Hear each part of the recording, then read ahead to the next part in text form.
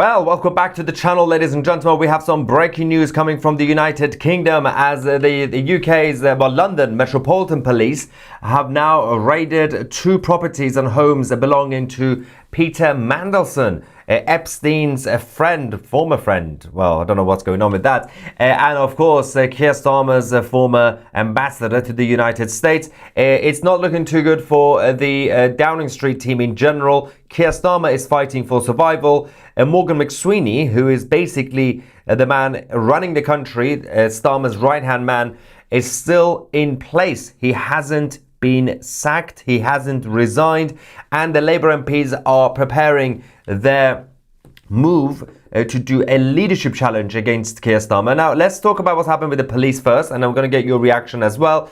There is a bit of a development from the Labour Party headquarters. We'll get to that in a second. The Metropolitan Police confirmed, and this is the image that we received, that they carried out searches at two addresses as part of their investigation into Peter Mandelson's links to Jeffrey Epstein. Epstein, I've got a hiccups, I don't know why.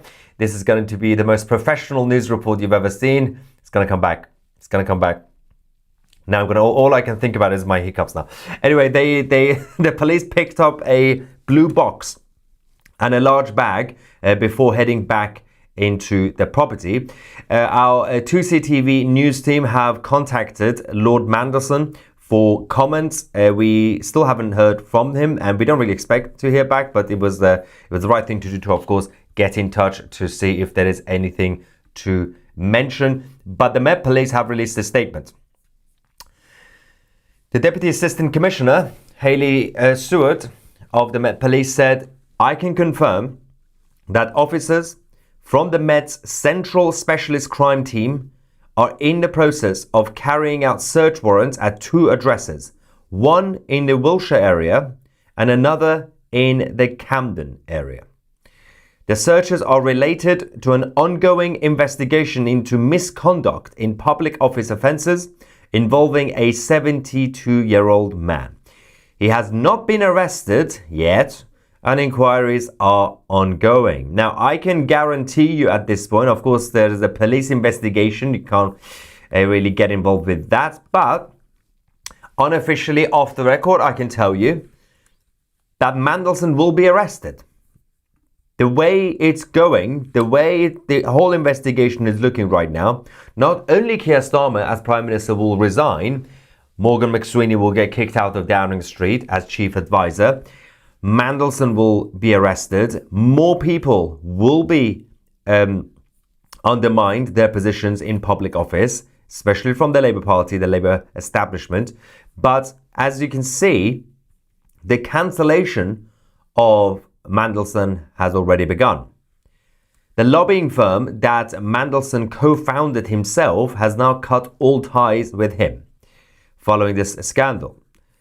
Now, this is the Global Council that has now announced that Mandelson no longer holds any shares in the company. They said, and I quote, "Peter Mandelson no longer has any shareholding, role or association with Global Council and has no influence over the firm in any capacity." But it doesn't stop here. It's not really just about Mandelson, is it? It's about the Labour government and the previous Labour government under Gordon Brown and under Tony Blair as well. We've had a number of Labour governments in there between 1997 to 2010, and of course over the last couple of years as well. The reason for this is because Keir Starmer has been digging a bigger hole for himself over the last couple of days. He could have prevented this, but he decided not to. He had a political choice and he made it. When yesterday the Prime Minister was implying that this was the fault of the security services and the vetting process, well, Downing Street have now clarified that the Prime Minister is not blaming the security services for the Mandelson failure. Downing Street has insisted that the Prime Minister is not trying to shift the blame onto the security services for the gaps in Mandelson's vetting for the role of the UK ambassador to the United States. But Starmer said yesterday to journalists that the security vetting process needs to be looked at again because we don't trust it. So who's telling the truth? Keir Starmer yesterday or Downing Street today? Are you blaming the security services? Are you not taking any responsibility? Because the more they do this, the easier it will get to get rid of the Prime Minister. There's another thing that Downing Street and the Prime Minister are doing that are just making it easier for their own downfall to happen much quicker. Because the downfall is inevitable. We know it's done. The British government is falling. Prime Minister is going. It's just about the timing. Well, today, the Prime Minister said that he has full confidence in Morgan McSweeney. The one man that you need to throw under the bus to save your job. But in Westminster political language, when a Prime Minister says he has full confidence in someone, that means he's going to go tomorrow. So give him a couple of days. But the official spokesperson of Downing Street have said that Keir Starmer told the MPs 2 days ago on Wednesday that he still has full confidence in McSweeney, calling him an essential part of my team. Don't know why he wants to do this, but again, it's not up to the Prime Minister.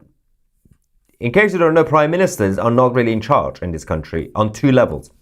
So when it comes to policy, they're not in charge running the country because it's civil service that will basically decide if they want to help you or not. And in terms of politics, Prime Ministers are also not in charge, party leaders, because your MPs in the House of Commons hold the power. If you lose the confidence and support of your MPs, it's done. You will be voted out. And that wave is now coming. Angela Rayner is now waiting to make her move, despite the refusal of the claims. So, Daily Mail reported this morning that Rayner has been quietly raising funds, a £1 million fund for her campaign, for her leadership campaign. Now, Rayner's team said that we don't recognize these claims.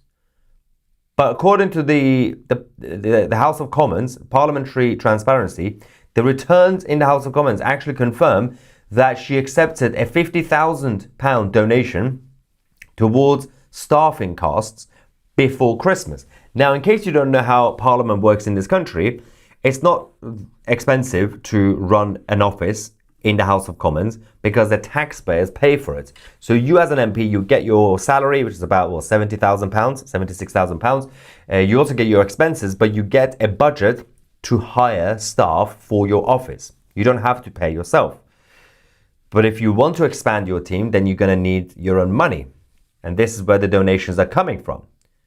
But there's also the other things that happened to Rayner over the last few weeks. In January last month, she set up and then became a director of the Office of Angela Rayner Limited, which is on Companies House.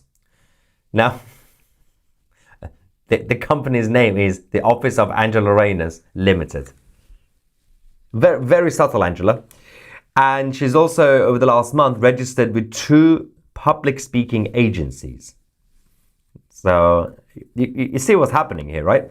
Angela Rayner might have a chance, but I'm going to tell you who I think is going to be the next Labour leader and Prime Minister, and it might shock you. Before we do that, we have to go back to the judgment of the Prime Minister. Keir Starmer says, I didn't know Mandelson is going to be dodgy. Because I asked him and he said, I'm not dodgy. Just as a reminder, especially for those of you watching from around the world who might not know too much about Peter Mandelson, who was the man behind the Tony Blair project. He created Blair and Blairism.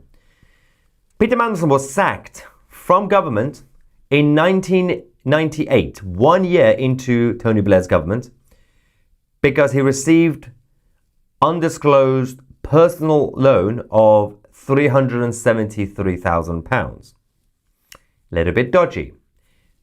He was then again sacked in 2001, 3 years later, because of allegations of improper intervention.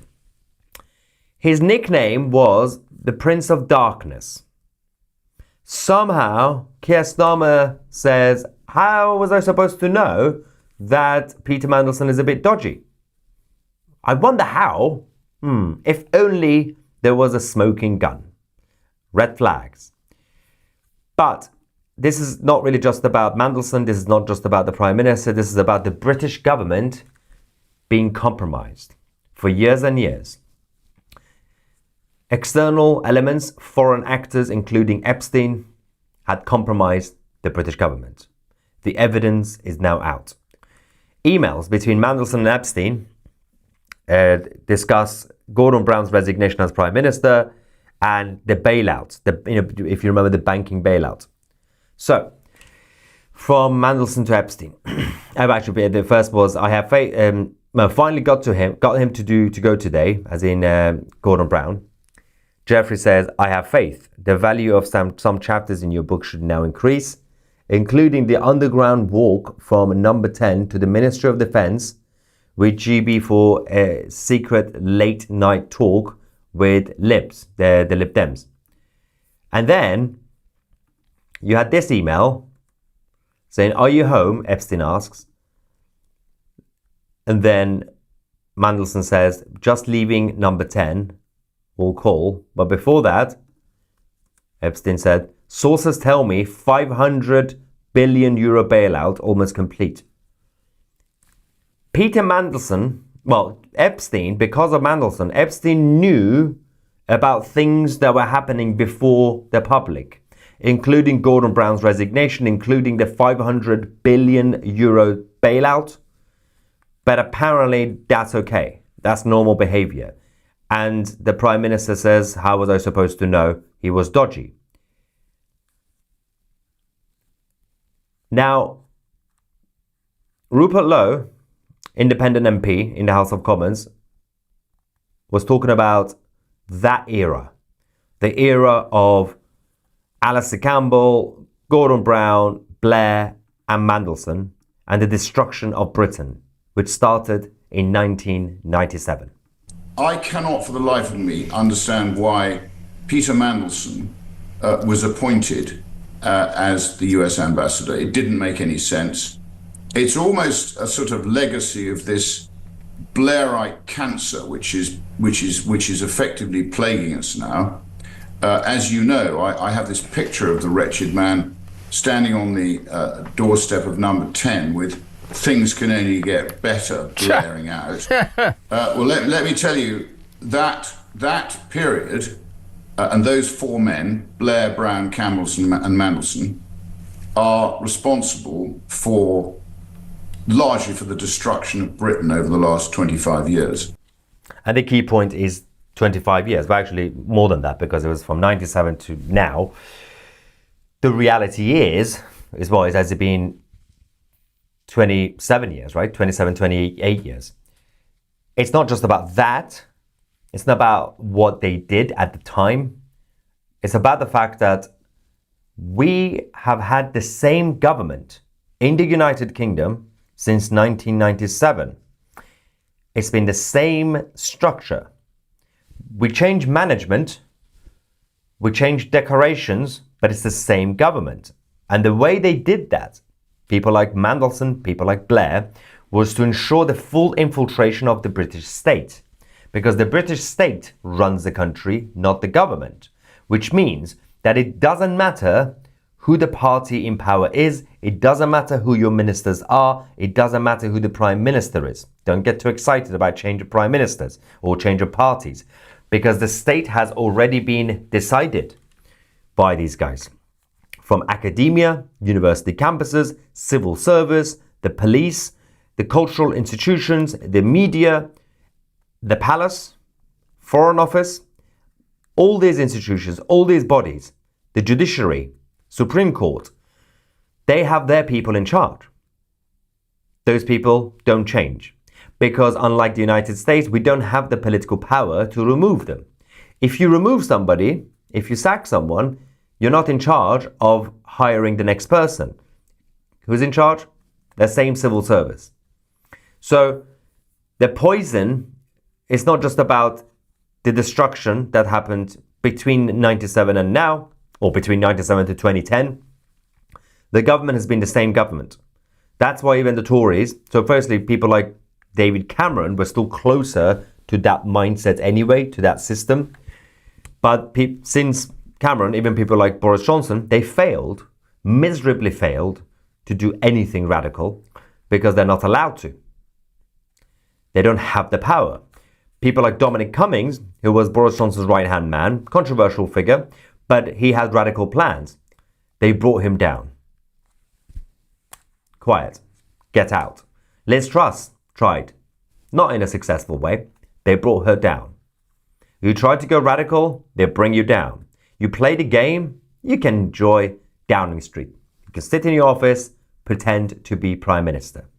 And that's what's going to happen with anyone else who's going to become Prime Minister. Whether it's going to be Kemi Badenoch or Nigel Farage, all these figures will be forced to play the game. You can be Prime Minister, but you have no power. You can't do anything radical. Doesn't matter how many MPs you have. Now, in terms of the alternatives for the Labour Party, Wes Streeting, the young fresh face, is a potential candidate. The problem for Wes, or babyface Wes, is that he's also compromised. Peter Mandelson, his connections with Wes Streeting. You can't have any connections, any deep connections with Mandelson and think that you can become the next leader of the Labour Party or the Prime Minister of this country. But again, people like Wes Streeting have been trying to clean up their image. He had potential. Right now, it's going to be very difficult for him to get back into the game. Angela Rayner is to the left of the Labour Party. She's going to find it difficult. David Lammy is an idiot. Not going to happen. There is one name left. And the way things stand now, this person is going to be the next leader of the Labour Party and the next British Prime Minister. Yes, Shabana Mahmood. She's the only one, and I know, we've reached the lowest part of rock bottom right now in the United Kingdom, that Shabana Mahmood is going to be the next Prime Minister of the United Kingdom. The reason for this, because it's not up to the British public, it's up to the Labour Party members and the Labour MPs. So you can't be too much to the left of the Labour Party and win, not after Jeremy Corbyn. You can't be too much of a Blairite, because again, not going to work. People like Shabana, they've got a couple of things that could help them become Labour leader. Number one, she's a woman. Number two, she's a Muslim. Number three, she's not vocally hard left. Obviously, practically and policy, that's different, but we're talking about rhetoric and the narrative. And she, over the last few months, she's been groomed, no pun intended, she's been groomed politically by getting the top job in charge of the Home Office. And from the perspective of the Labour Party, not the public, the Labour Party, she's done a good job. Because from the perspective of the Labour members, she seems strong, right? She seems radical. She seems like a leader, unlike Keir Starmer. As things stand, we are doomed because Shabana has the higher chance of becoming a Labour leader than the names that I mentioned, or even Ed Miliband. Ed Miliband was also a Brownite under Gordon Brown. And he also was a failed former leader of the Labour Party. He still has a bit of a chance, but his main competition is going to be Shabana Mahmood. Or as the British media will somehow, GB News, call her, Shabana Mahmood.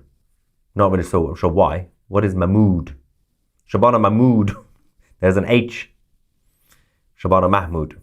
But the opposition, if you go to Kemi Badenoch earlier on, she was asked about the Labour leadership and potential general election.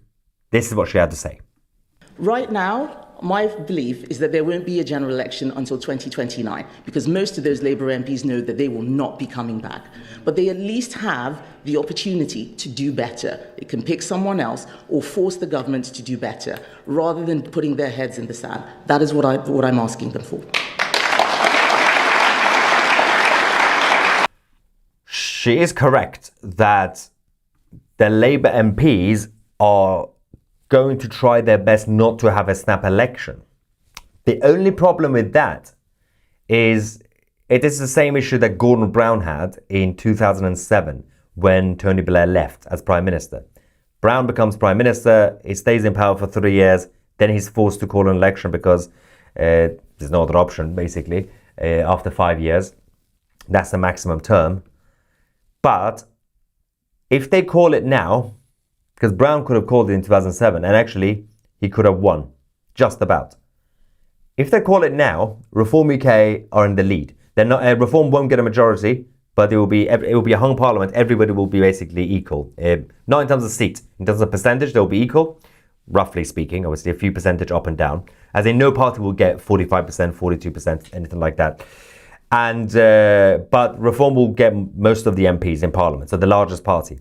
So that's not good for the Labour Party. They will be annihilated. If they wait till 2029, which is the maximum, it's still a bit of a gamble. Because if they pick a leader that could create a perception that we are trying our best, but that was the whole point of Rishi Sunak with the Tories, didn't go well. They became worse than ever before under Rishi Sunak. So if they pick someone and say, well, it's not Starmer anymore, the issue for the Labour Party is that the problems right now in the United Kingdom are so bad, you cannot fix them in the next 4 years. In the next 3 years. 3 years.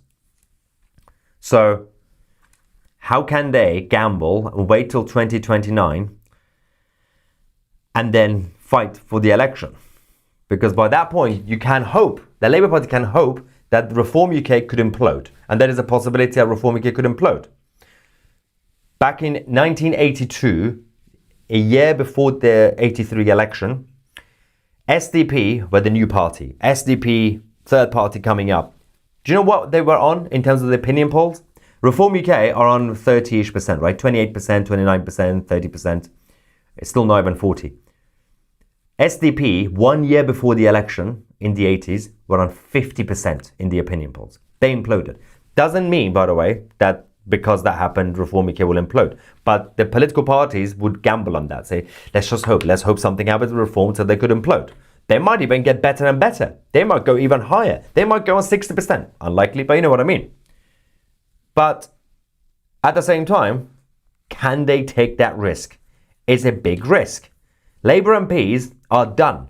Kim Johnson is done. This is what she had to say earlier about the Prime Minister and the whole saga around the leadership and the future of the party, but also government in general. Let's just quickly go to Kim, if we have her ready. And yes, okay. Yeah, let's go. I would have to say that the apology that we've heard yesterday from the Prime Minister, from my opinion, is too little, too late. It sounds like you're fed up, Kim. Fed up is an understatement. Well, you know, at the end of the day, Steve, Keir Starmer is the Prime Minister. He should be running the country, but we know that there are various people around Keir advising, and very badly, in my opinion, and that does include Morgan McSweeney. Does Sir Keir Starmer need to go?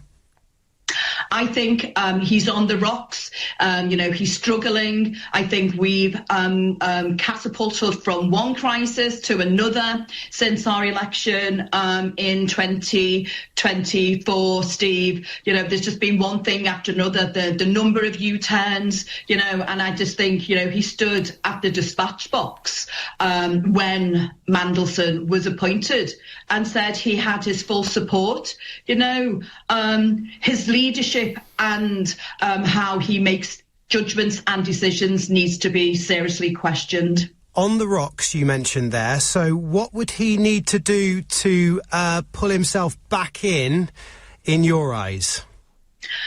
Well, if I'm being totally honest with you, Steve, I don't know whether it's redeemable. Let me tell you, Kim, it's not. It's over. There is something really weird happening as we speak, guys. The Labour Party... What is happening here? Oh my God. Okay, we're gonna have to go to this because something extremely hilarious is happening as we speak. Labour Party headquarters in Downing Street, in a desperate manner, are trying to keep support and force their Labour MPs to... What is happening? Their members, they're pressuring their members to force the MPs to hold the line. This is brilliant. So this is what's been sent. The Labour members are getting these. So their members are sending this to the MPs. So it says, tell your Labour MP to stand firm, hold the line. In a world where Trump tears up international rules and reform waits in the wings, Britain needs stable government, not another leadership crisis. And there's a whole structure for this email as well. So postcode, your MP, send email. They basically teach you how to get in touch with your Labour MP. This is so funny. So there's also this thing. What is going on right now in British politics? This seems quite organized, man. Pretty impressive. But there is this second bit, the website. There's a website. Oh my God. Let's have a look at the website. I was not expecting any of this, by the way. We've reached peak British politics. And hang on one second. Stay with me. Let me get this sorted for you guys. Oh my God. All right, so this is the website apparently. Where has it gone?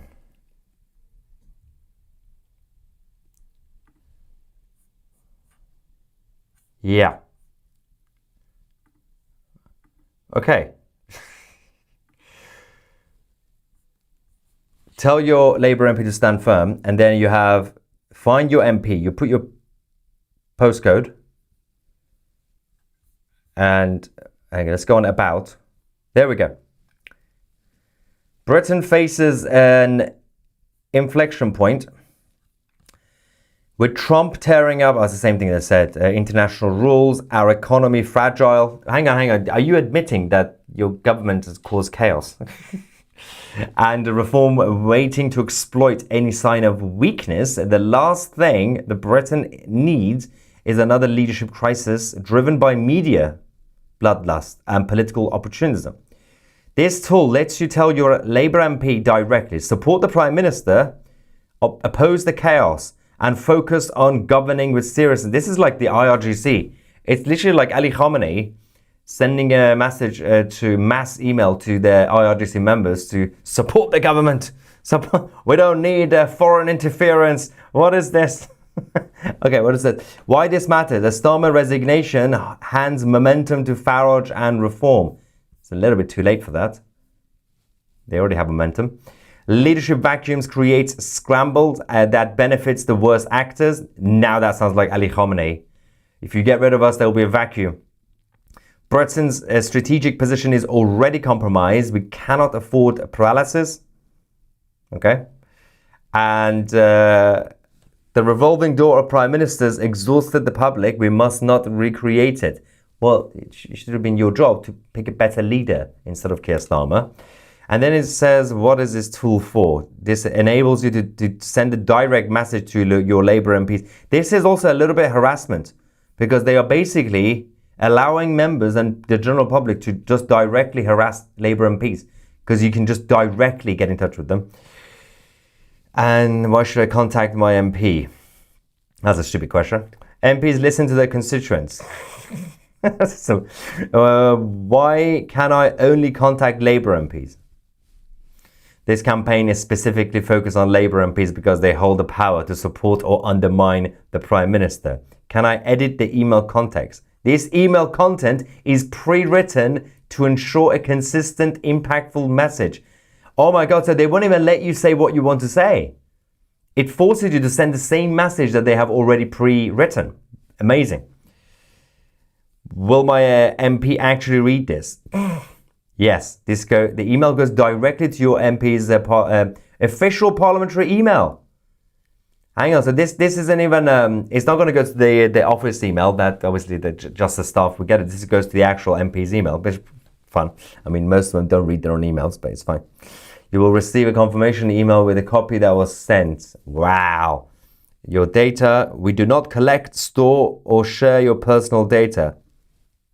Yeah, I believe them. That sounds believable. Postcode only used to find your MP. That's so funny. This is actually happening.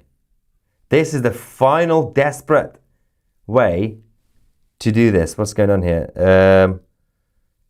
No cookies are used on this site. Well, that's good. This tool is not affiliated with the Labour Party. Oh my God, they've gone proxy. They are using proxies. This is brilliant. So essentially, the leadership of the government and the Labour Party are using proxies to get support and to basically bully their own MPs to not force the Prime Minister out. You can't make this stuff up. This is actually happening as we speak in British politics. You can't tell me British politics is boring. Anyway, so we're going to keep an eye on this development, but I'm going to get some reaction in the live chat while we are here. It's a weird situation. Ivan says, which home did Epstein buy for him? Hiccup. The hiccup's gone.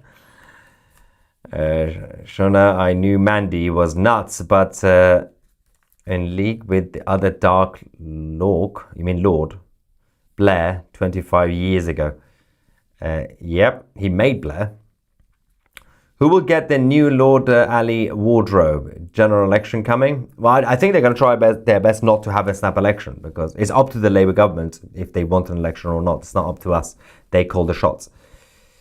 Not shifting the blame, another U-turn. Yeah, that's so true. Within 24 hours, he made another U-turn. You blame the security services, and now you're saying, I didn't say that. Yes, you did. Globalists are going to run out of buses to throw their colleagues under. Well, to be fair, in defense of Starmer, he's trying his best not to throw Morgan McSweeney under the bus, which is quite rare. Is Rayner raising funds on her back? And Blair, is that supposed to say Keir? Yeah, like queer. Keir, Mandy, Rory, Alistair. We just have names in this list. Am I wrong, or is there a connection? Epstein, Mandelson, Cyril Smith, Nick Brown. Think about it. Cyril Smith was MP for Rochdale. Yeah, there doesn't have to be direct connection, but this is just a symptom of the virus has been basically infecting politics globally, especially in Britain. We've had a lot of cover-ups over the last few decades, including obviously child trafficking rings and networks in Parliament, local governments. It goes back decades before Epstein was born. How can the country be saved? It's a very difficult question. You need someone radical to actually change the structure of the state first, not come up with sexy policies. F anybody who comes up with policies. Don't care about policies. All these manifestos and ideas that parties have. Oh, we have new policies. We're going to deport people. Well, how? You can't just say that. You need to change the structure. Bring back somebody like Dominic Cummings, and then we can talk. Shabby bad boots will incite an actual civil war. Better get to training. So, since Islam is taking the UK, do you see a good reason for the US to get Greenland? Well, it's irrelevant because the issue with Greenland goes towards the problem with China and Russia rather than Islam. But yeah, it's always good for the US to take places, just in case. It's the last beacon of protection globally. Not announcing IRGC as terrorist is Starmer's last card. He's gambling with our lives over rapists and liars, resisting Trump, whatever the cost. It's not the smartest cookie, is he? Compromise? You left the damn border open. Compromise. I think the compromise thing was we were talking about the British government being compromised, not British society. So when I was talking about compromise, it was about the British government being compromised by foreign actors, including Epstein and others. The open borders, that compromised British society. Standard their email wording is easier to filter as spam.